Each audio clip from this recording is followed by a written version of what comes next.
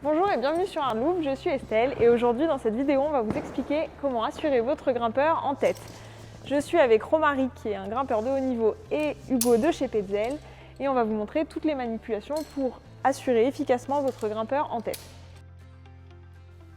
Comme pour l'assurage en moulinette, le grimpeur commence par s'encorder au moyen d'un nœud en 8. Pendant ce temps, l'assureur peut faire un nœud d'arrêt en bout de corde et mettre en place son système d'assurage, en vérifiant toujours le sens d'installation du descendeur. N'oubliez jamais de vérifier l'installation de votre partenaire au moyen d'un partner check avant de commencer à grimper. Jusqu'au mousquetonnage de la première dégaine, le grimpeur n'est techniquement pas encore assuré grâce à la corde. Il doit avoir suffisamment de mou pour pouvoir clipper cette première dégaine sans que l'assureur n'ait à toucher la corde, puisque celui-ci doit se concentrer pour parer son grimpeur. La parade du grimpeur sert à éviter que celui-ci ne se blesse en cas de chute. Dès que la première dégaine est clippée, l'assureur avale le mou de la corde. La position d'assurage est très importante en tête.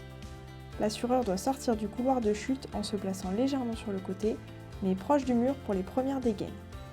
Ses pieds sont décalés pour une bonne stabilité, il ne lâche pas le grimpeur des yeux et reste attentif.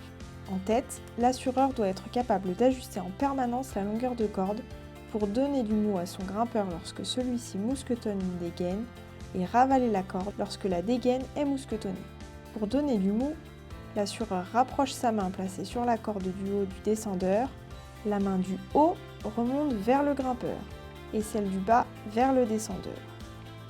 L'assureur rabaisse à nouveau ses mains pour recommencer tant que le grimpeur a besoin de mou, mais sans jamais lâcher la corde. Attention à toujours ajuster la quantité de mou pour que le grimpeur ne soit pas retenu dans sa progression par la corde, mais qu'il n'ait pas non plus trop de mou, ce qui serait dangereux en cas de chute. À partir de la troisième dégaine, l'assureur peut s'écarter un peu du mur, ce qui lui permettra de gérer plus facilement le mou qu'il donne au grimpeur ou qu'il ravale en s'avançant et en reculant du mur.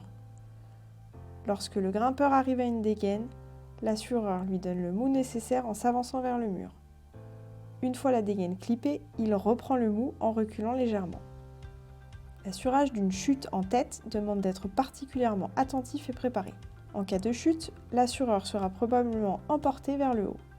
Il maintient fermement la corde du bas, s'assoit dans son baudrier et accompagne la chute en faisant un pas ou un petit saut en avant.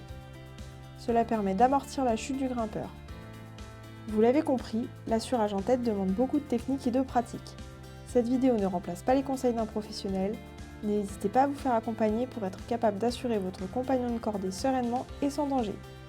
Bonne grimpe et à bientôt pour une nouvelle vidéo.